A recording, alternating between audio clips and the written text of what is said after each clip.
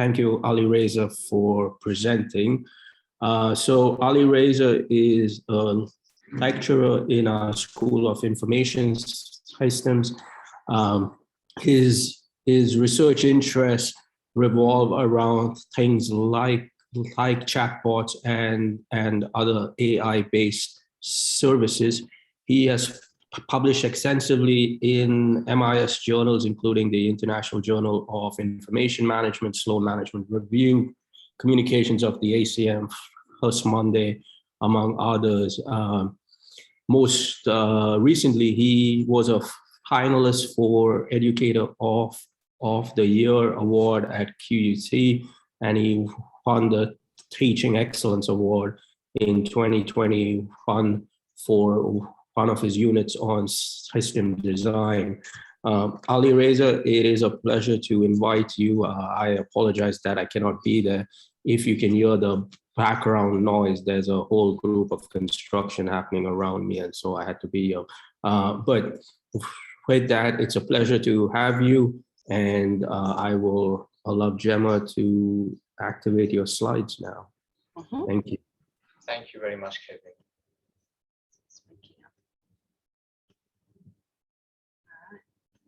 Ready for you. Should be going to selection. There you go. It's ready now? Yep. That's perfect. Thank you. Thank you very much, everyone, for joining my presentation today. As you know, this is supposed to be a fully online presentation, and I can see many of you have already joined. This is very good to see you all here.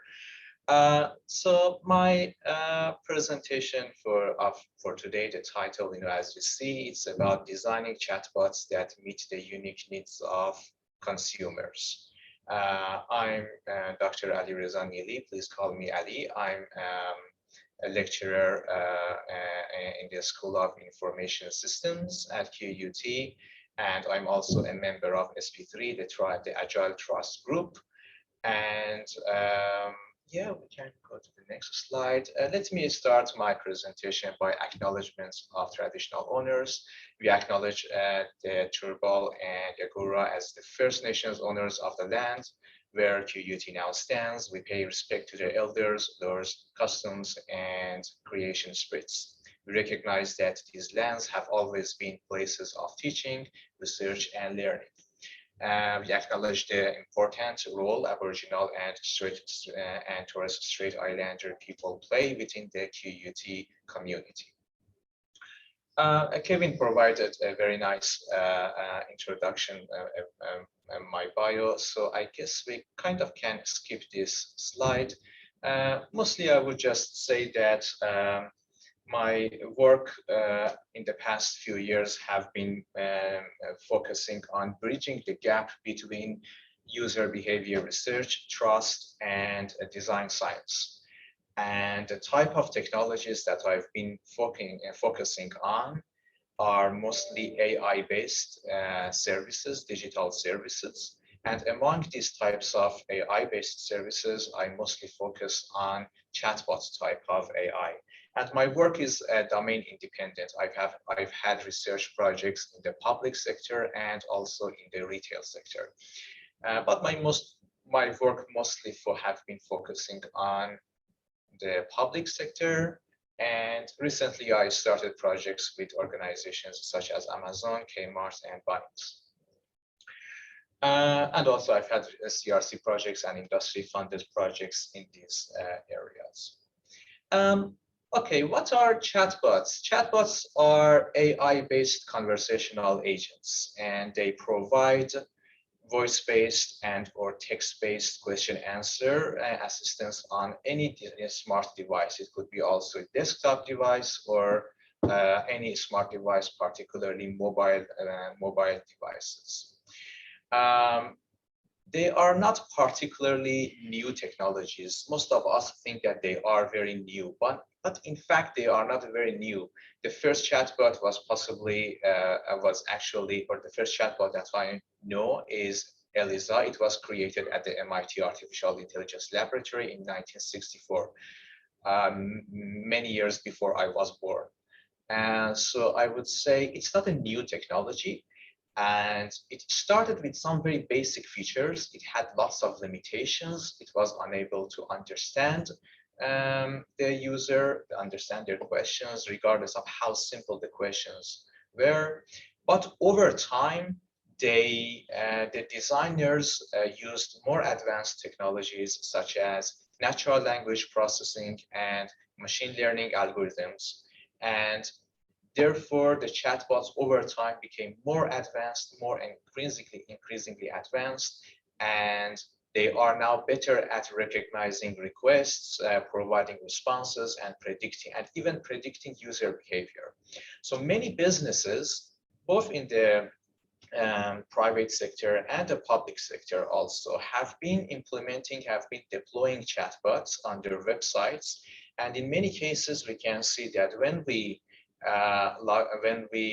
visit a website, one of the first things that we notice is that a chatbot pops up and asks us whether we have any questions and how it can help. Many businesses have been implementing this technology to actually, because it makes the process of question and answer a bit more efficient and more cost efficient for the businesses, especially for simpler questions, especially for frequently asked questions. So the technology got more popularity during the COVID-19 outbreak because many people were unable to visit offices and service branches, and the phone lines were extremely busy. Sometimes we had to wait for them for sometimes hours,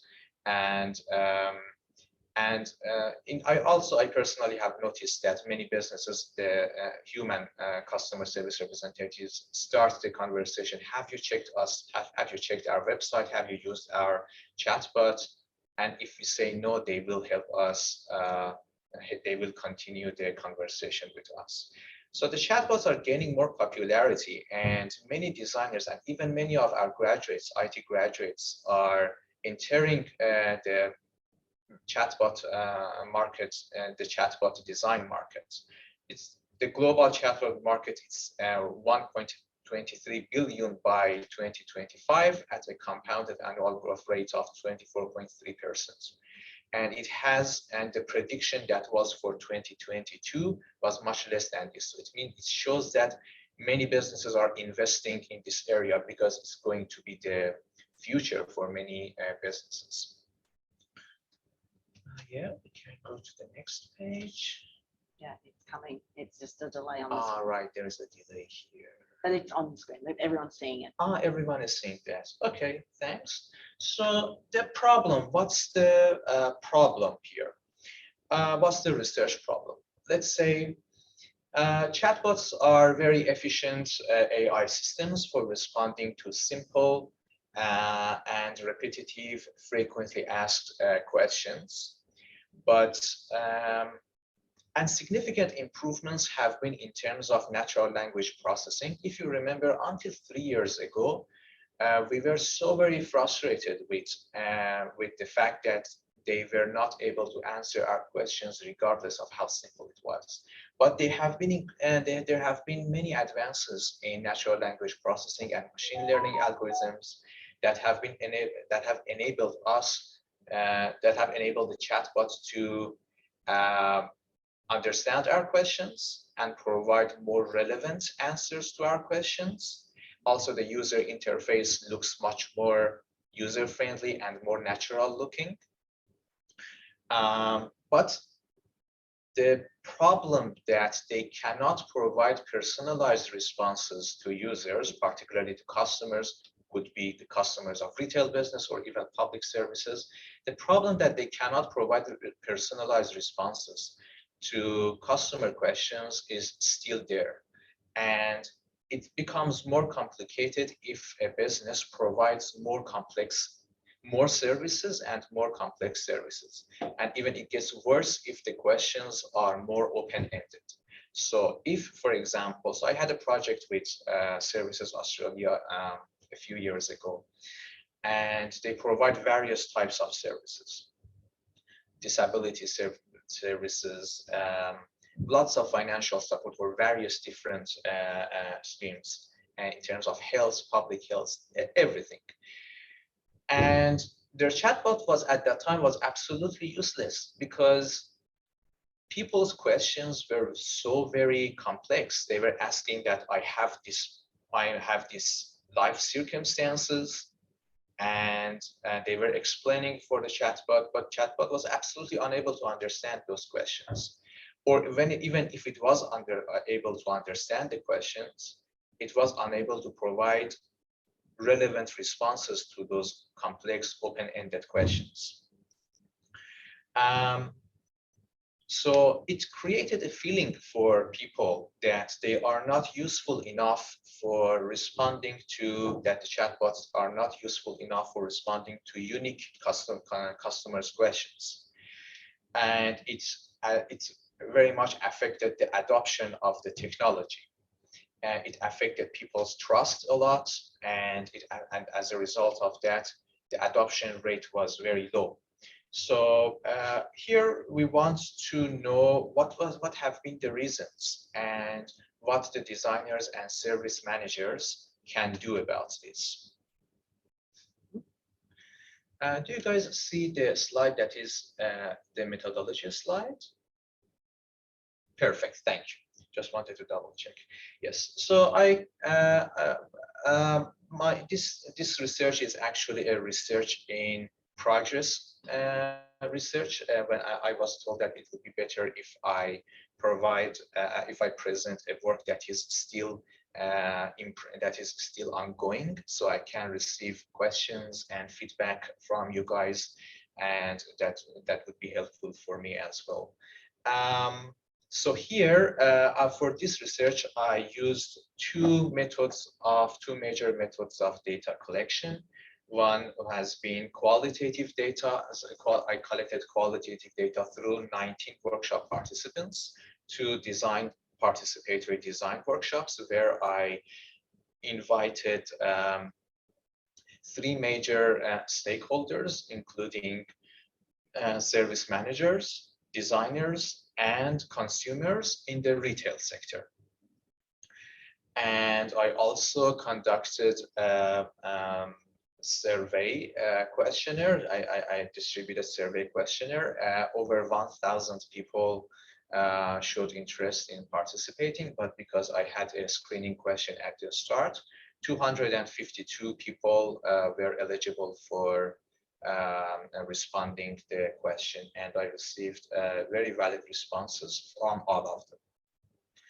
And I use structural equation modeling for analysis of the survey data. Both my research assistant and I use these methods of data collection and analysis. So in this presentation, I mostly focus on the key findings and recommendations from that data. Okay. Here, I would very much want to focus on, start with the trust aspect, with the consumer's trust aspect, mostly because I'm mostly within the trust group. And also, one fact immediately became clear to me, that yes, we always say that privacy is very important for AI-based services, and many customers care about it. But most of the respondents told me that they will become concerned about privacy if the technology actually works, if they actually want to use the technology, and if they see that the technology works for them, if they can actually see that the technology is providing relevant responses to their unique questions. So if I have, for example, if there have been a late delivery of a product, and I want to ask it to start, and I ask my question from the chatbot that, hey, I'm this person and I bought this product and it has been late, so I want the chatbot to be able to provide direct, relevant answer to my question. Many customers have been complaining about this, and as a result, it became clear that trust depends on how well the technology works as the first requirement. So the problem is now less about natural language processing. The problem is now less about chatbot doesn't understand us, because there have been very good advances in this area, particularly in the last 2-3 years. It's more about the architecture and the back-end design of the chatbots, and chatbots access to relevant data such as consumers profile, service profile, and business rules. So if the chatbot does not have access to this knowledge, to this data, it will be unable to provide responses to us. So one difference between this research and many marketing research projects which are in the area of chatbots is that in this project, I mostly focus on the areas related to design that service managers should be aware of so they can be engaged in the process of design, chatbot design. So here, with regards to chatbot back-end design and chatbot architecture and access to databases and data that the chatbot needs, I have two major recommendations for service designers and chatbot designers also, that a tight coupling of chatbots with enterprise systems, particularly CRM systems, is highly important, because CRM systems contain data about customer profile. As a result, the chatbot can know the customer, their previous service interactions also, and in some cases, they can even predict their future needs. And at minimum, they can understand the current customer's question very well. It is also very important to periodically use scenario-based questions and periodic auditing of coverage of data related to customer profile and also to service profile, and also updated business rules. The second major finding here was about the lack of systematic collaboration between chatbot designers, or let's say between key stakeholders, chatbot designers, systems analysts, service managers, and customers, and also even business analysts of an organization. So what happens usually is that businesses, particularly retail managers, they tend to just invest in the technology by hiring or outsourcing their chatbot design to chatbot designers, and they are not usually very much engaged in that process of chatbot design. So many of the, when we say usually AI technology, many managers say that, oh no, yes, I need to be engaged in the process in this process as well. I want to know what's happening. I want to give my feedback. But when it comes to chatbots, suddenly people become a little bit relaxed, which is good, but we shouldn't overlook and we shouldn't ignore the fact that chatbots, especially if they are advanced, they actually have access to various types of data. So they are actually very highly sensitive technologies. So it's highly important that the key stakeholders, particularly managers, adapt the design thinking approach. And the design thinking approach has 5 major stages: empathize, define, ideate, prototype, and test, which is a very iterative approach. So people need to be a little bit patient with this process. So the first step is about going to users, understanding their needs, and also going to other stakeholders like people like human service representatives who are on phone, support on phone. And understanding user needs here is highly important, and what has been done in the past, so we hopefully we won't repeat them in future.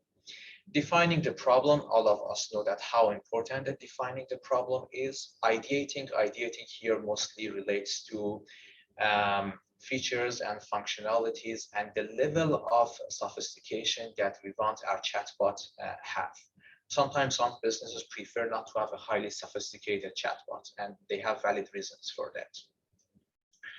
And also prototyping. There are at least 3 levels of prototyping: low fidelity, medium fidelity, and high fidelity. It's highly repetitive process, particularly the prototype stage. And here, hopefully, businesses will have a trial stage for the project as well, so they can a little bit test it at a limited scope. And finally, the testing, which can be both, which can be during the process and also in the end. So that when it comes to the testing part, we will be monitoring the chatbot performance and backlogs very, very carefully. And if there's any improvement, we will be still improving the chatbots in an ongoing process. What I realized that the first and the 4th phases of design chatbots, all key stakeholders usually try to skip those stages, and that's one of the reasons that this technology is a little bit has not been very effective for many businesses. Another thing that I realized that, and it is understandable that managers usually want to hire chatbot designers immediately when they want to deploy chatbots. But in my opinion is that systems analysts and architects are even more important than chatbot designers, because those guys can provide requirements for chatbot designers. Say that, hey guys, this is our service model, this is our customer profile model, these are our business rules models, and these are how these things are connected to each other. So chatbot designers will have a better understanding of the architecture of the organization in terms of how information is flowing. So the chatbot will have access to relevant data and use that data effectively. Another thing that I realized was that current practices of chatbot design are more like designers tend to use a traditional data processing approach or highly advanced AI capabilities. But the reality is that each of these approaches have their own limitations and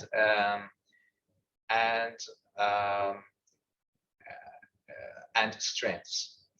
The traditional approach obviously had lots of limitations. It was unable to understand the questions very well. The fully on AI capabilities is very nice, but still has its own capabilities. We are still in 2022.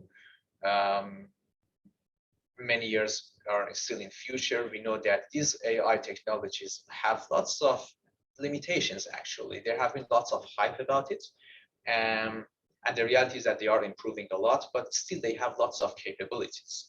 For example, they still are struggling with understanding the context of questions.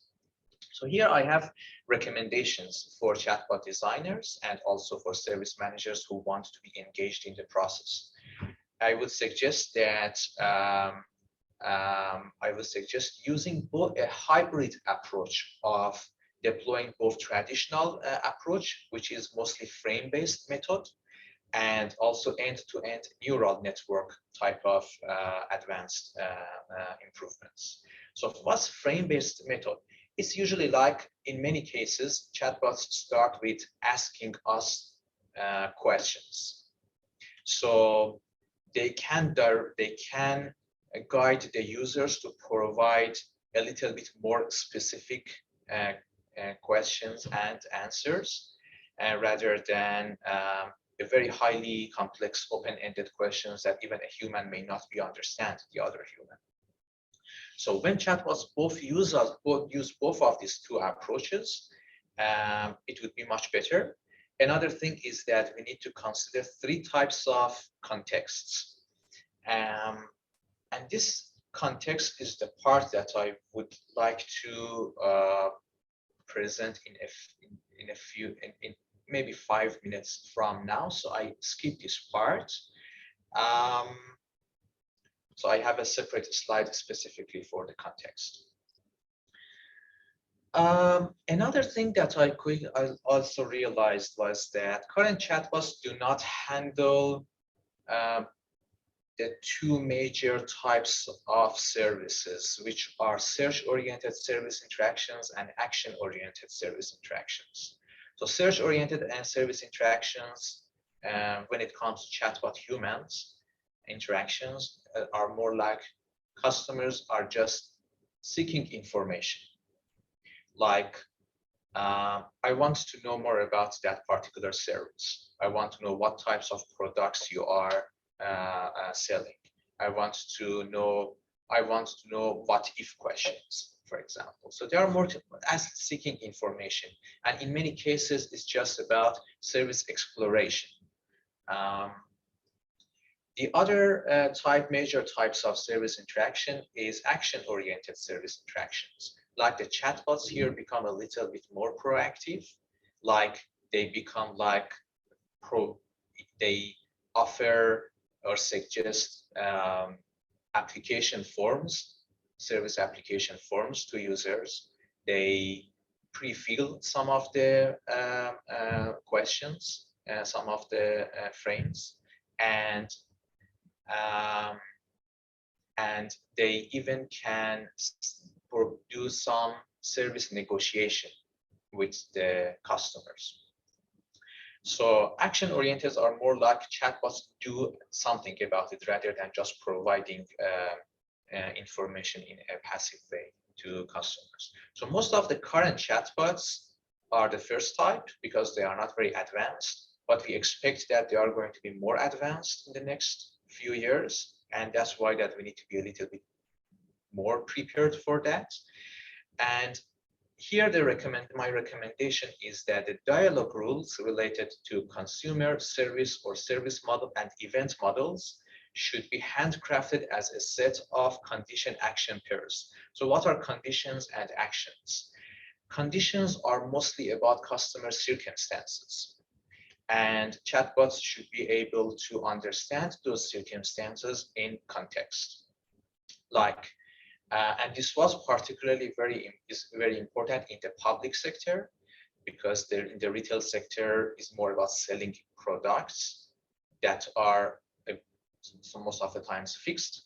But in the public sector, usually people have more unique circumstances, unique life circumstances, and they have life events. Like now they have their first child, now they are married, now they have maybe lost a job. So these are examples of conditions. And actions, some of them could be pre-designed.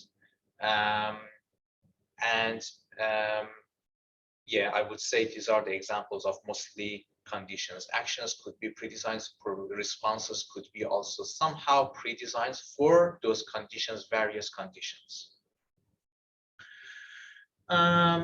Another important thing now here is about the context. In the cases that questions are very open-ended, especially if no frame-based approach has been used, if the questions are very open-ended and very complex, I would say chatbots, the current ones, are kind of unable to understand these questions well, or their reliability is very low in terms of understanding that type of questions. So many businesses have been promising a lot to users that, yes, use our chatbot, it's very fast, it's 24/7 hours available, but they have been failing at providing relevant questions, not just because of the back-end design, but also because of the limitations of understanding context. So 3 types of contexts chatbot designers need to consider, and the service managers also need to check with the designers. And these 3 types of contexts are consumers' personal context, many of which in this context can be identified and well understood if the chatbot has access to customer profile, especially to CRM systems if possible. Then context concerning services. This relates mostly to service models, which systems architecture guys usually are experts in this area. And situational context, which relates to the conditions, action pairs that I explained in the previous slide.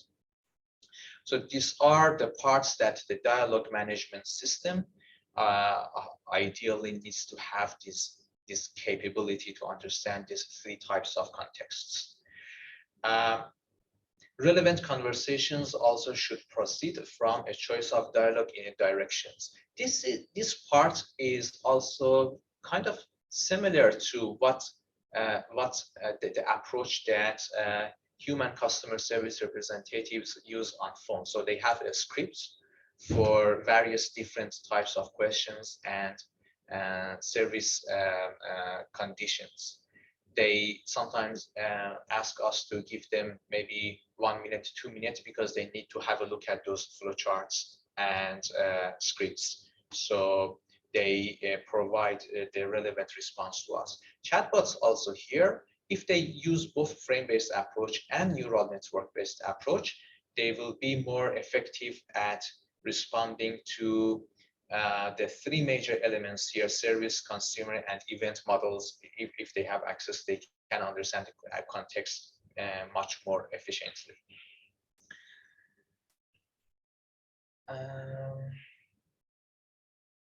Now, advanced chatbots here can make biased decisions with regards to service eligibility and entitlement, particularly. Because, well, chatbots are also a type of AI technology, right? And many scholars and practitioners have been concerned about biased decisions. I would say biased decisions is even more relevant and important when it comes to chatbot type of AI, because there are two. Well, we can categorize AI technologies into various different categories. They could be automation technologies and also augmentation technologies. So for automation, we use RPA, robotic process automation. For augmentation, we use AI technologies such as AI. So AI here, AI chatbots, if they are advanced, they are more likely to provide biased decisions with regards to some aspects such as service eligibility and entitlement. So in terms of recommendations here, I would suggest that we need an enterprise-wide strategy. And that can support human AI collaboration, that complement human capabilities here. Why? Because I'm sure many of us have read articles that are published in Harvard Business Review, MIT Sloan Management Review. It's been a few years that scholars are predicting that AI, and even currently, AI and humans are now colleagues. So attitudes towards using this technology is highly important. But a second also approach, important aspect here is the data-related regulations for data-driven business models. So an organization, a business that uses advanced chatbots, if they want to be effective at it, they need to have data-driven business models, and the enterprise-wide strategy needs to support such a business model and deploy of technologies such as advanced chatbots. So road testing and road testing of chatbots, AI-based chatbots, through exposing them to a wide range of simulated scenarios related to customer questions. And those customer questions, they come from various resources. One of them would be human customer service people on phone and service branches. And also whether they have access to representative data. And this way they can minimize biased decisions. So algorithms are highly important. Data is more important. You can have the best algorithms for AI-based chatbots, but if chatbots don't have access to representative data that have been audited well, at least periodically, the decisions are highly likely to be biased. Periodic auditing by the data science group and also service domain experts at the organization is also very important. It can increase the reliability and our trust on representativeness of the data. Now, I also have, so these were actually the key findings and that from my research, particularly the latest research that I had in the retail sector. And of course, I provided some insights from the public sector. But I also realized, I also obtained some very other interesting insights, which are less about the chatbot design or less about the back-end design at least, but they are highly important, I believe, for service managers.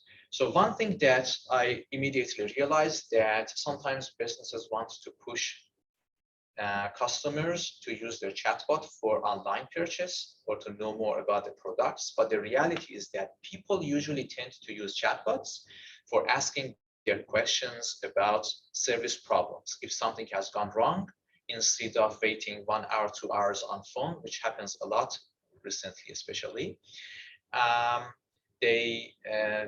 people tend to use chatbots to ask those service questions and service questions about service problems.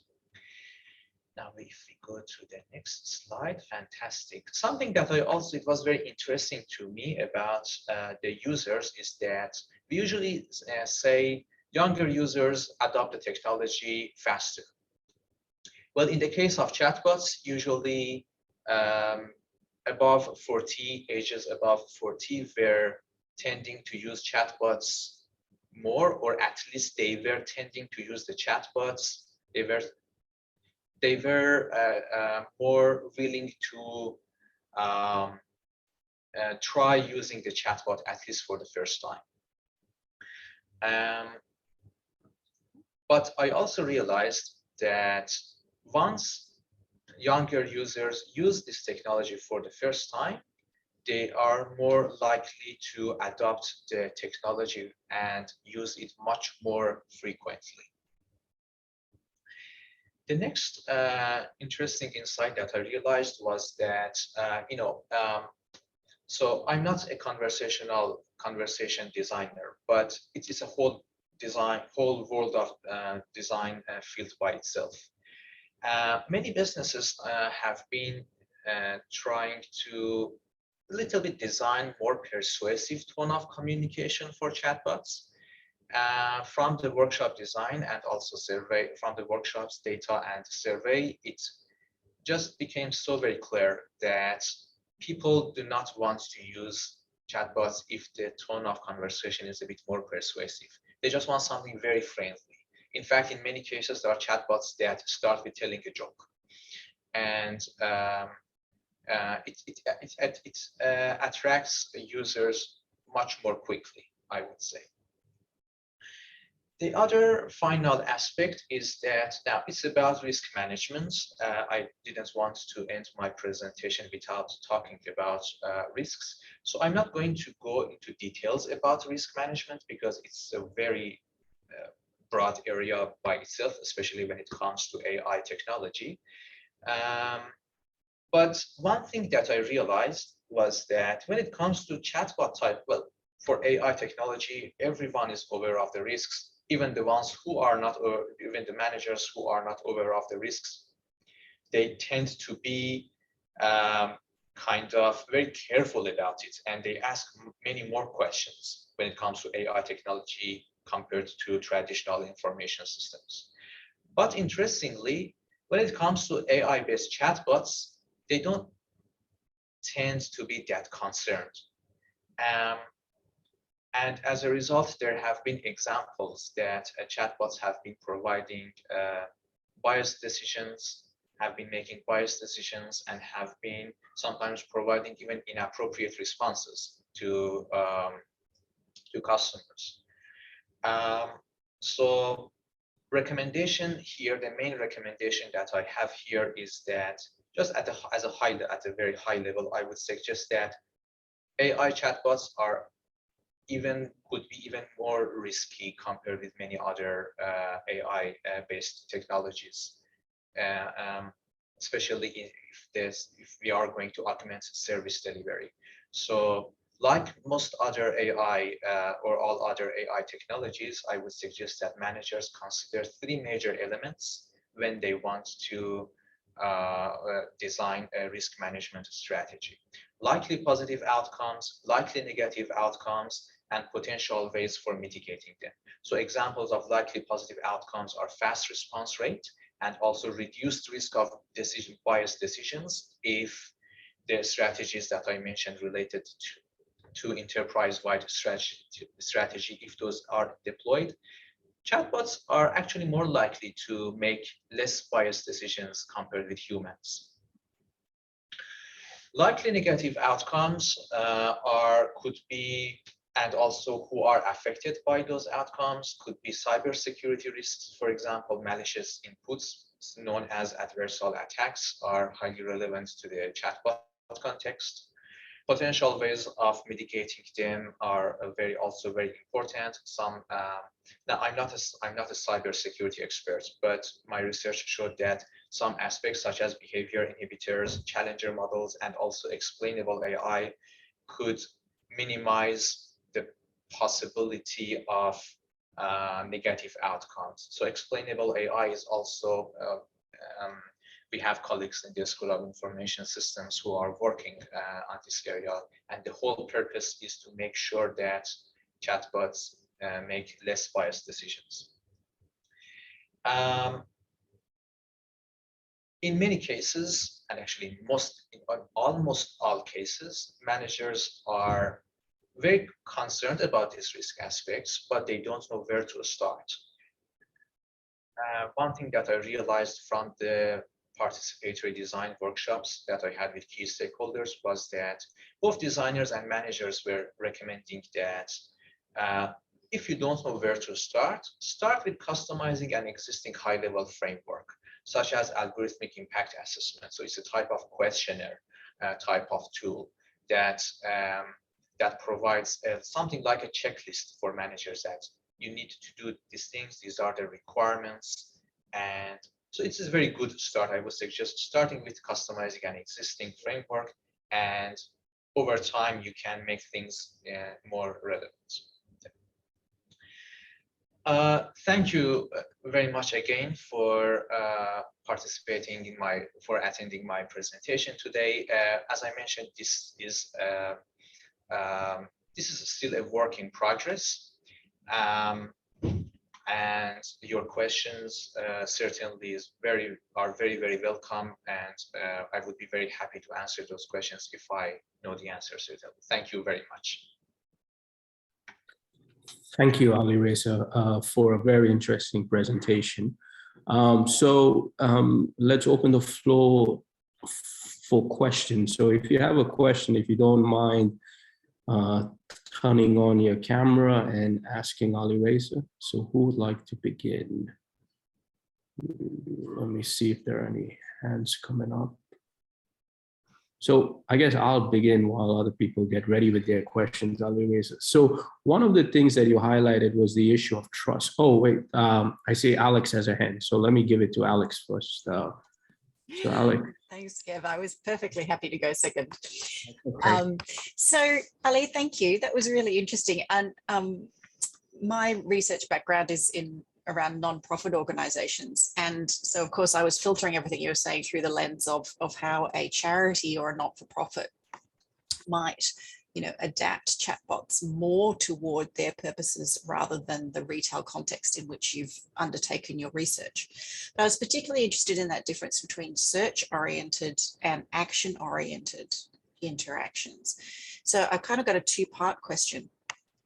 And the first part is, are there other categories as well, or can you classify every kind of customer or potential donor in it for a charity is it always about searching for something or wanting information versus wanting to do something, or is there kind of a path around wanting to have to know more, to have a conversation without a target for that search, if that makes sense? You are very right, and it's a very, very, very important question. So it all, well, let's say in the retail context, I identified those two major types of service interactions, right? But there could be other types of service interactions between chatbots and humans, for example, in the public sector and also in the non-for-profit sector. And these types of service interactions are usually identified and need to be elaborated on during the first two phases of design thinking approach, the emphasize and also defining the problem, and also the third part, which is ideation part. So if managers are fully engaged with the design thinking process, and also key relevant stakeholders are also engaged in that, designers are some sort of consultants, right? So they don't know anything. So they can be more, can be informed about the context, context that organization is working in, the types of service interactions. Even sometimes when I was in the public sector, I had a project with them. I interviewed customer service people who were on phone, because they have very, very great actually insights about customer needs and the types of questions. Yeah. Thank you, because I received one of those charity phone calls yesterday, which was making me think about, you know, the person I was speaking to was a live human, but they clearly had a script that they were going through. And as you were talking about chatbots, I was thinking, you know, could you ever get to a point where those kinds of sort of information provision calls, rather than search with a targeted search, whether they would be possible? So that's really interesting. But my other thing I picked up on in your presentation was this idea that being persuasive for a chatbot actually isn't very successful. Can you tell us a bit more about that? I found that really fascinating. That right. as soon as they try to sort of do anything other than just be chirpy and cheerful. Well, the right level of being persuasive with the technology actually helps well sometimes. Like I've had interactions with organizations. Many of them say that many of them actually they don't even have a phone number. Many of them have phone number, but they do not have email address. And they encourage people to use the chatbot. And in many cases, they push people to use the chatbots. I would say yes, it works, and some level of persuasion is being persuasive in terms of to encourage adoption of the technology is important. But when it comes to chatbot design, the conversation design hopefully is not very persuasive.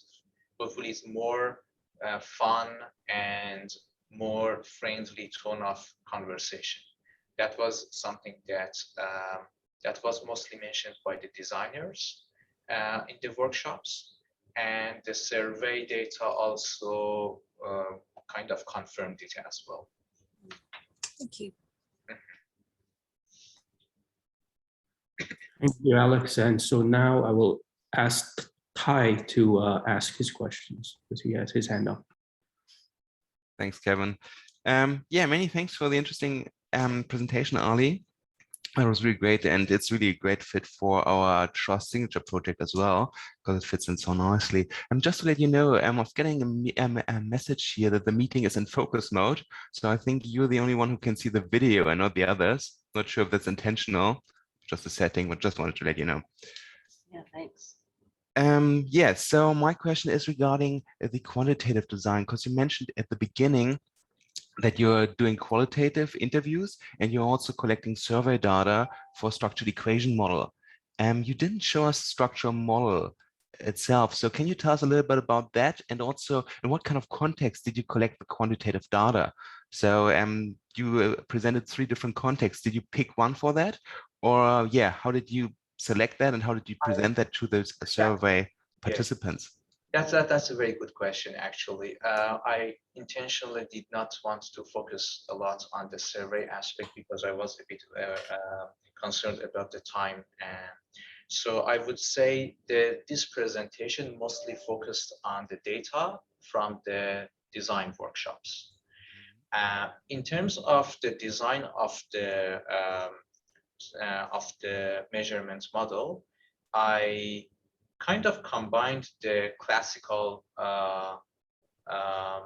models of user behavior that are with regards to user behavior, such as adoption of the technology. So I brought all the relevant constructs, and which of course provided different types of insights as well. For example, I wanted to know whether the existing classical and existing theoretical models which are mostly relevant to traditional information systems are still relevant to modern technology or not. Many of those constructs were obviously confirmed, but many of them, many others not really. And I believe that it's more like about the different nature of modern technology, modern AI technology, and traditional information systems. So if I'm going to use software here, it's me who has lots of cognitive effort here. But when it comes to, for example, chatbot, suddenly the interface changes and the chatbot is expected to understand me, and in some cases they predict my user behavior or even decisions. So in those cases, I would say I observed some differences there. Yeah. Maybe just one quick follow-up question. Did you include any trust concepts or trust measures to some degree in that model? I included that, yes. And they were mostly a combination of the measurement items from those from the existing user adoption theoretical models. But however, as we know, trust is a very complex context, and maybe just one construct with 5 measurement items would not be highly effective at measuring the trust within this new modern technology. But yes, I have that one. Okay, great. Thank you. So do we have any more questions? If not, I'll ask my question. Just want to make sure everybody has a chance. So, Alireza, as I noted, excellent presentation. I enjoyed it. One of the projects we are involved in New Zealand actually is the examination of conversational agents in healthcare and especially aged care facilities where these chatbots offer things like provide social companionship because there's an ability to interact with them, and so it lowers isolation and other kinds of affordances. One of the questions we struggle with is what happens when a user is interacting through let's say goes through three to 4 interactions, and after that the chatbot fails, right? And so how do you deal with service failure in the middle of a chatbot interaction? And have you seen that issue come up in your research? It's yes. And actually, that's a very good question. It reminded me, I had a slide about condition action pair when I was presenting it about the context of questions. And your question actually reminded me of an example which I should have mentioned. One of the actions is that if the chatbot does not understand the question very well or fails at responding to questions and interactions very well after 3, 4, 5 efforts, then the chatbot can refer the user to a human, to a live human agent. So one of the approaches that businesses are actually using in this approach is that they refer the user to a live person. So for example, in the context of health, in the context of public health, there have been companion chatbots, particularly for people who were feeling very alone during the COVID-19. And the chatbots, again, were not very, very good at responding to those questions. And in many cases, they were referring the user to psychologists and counselors who provide phone conversation counseling. Excellent. And I see Owen has a note that the work in service breakdown may be helpful. So the last question goes to Merzad. Please go ahead.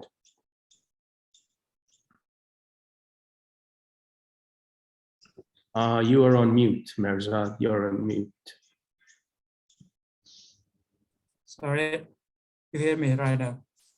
Okay, thank you for the nice presentation. Actually, I wonder if you have incorporated a kind of generational perspective in your research, because you talked that there was like a difference between the young generations and the old generation in terms of using chatbots in that slide. And I want to know if you have included some generational perspective variables or something that reflect that difference in your research or not.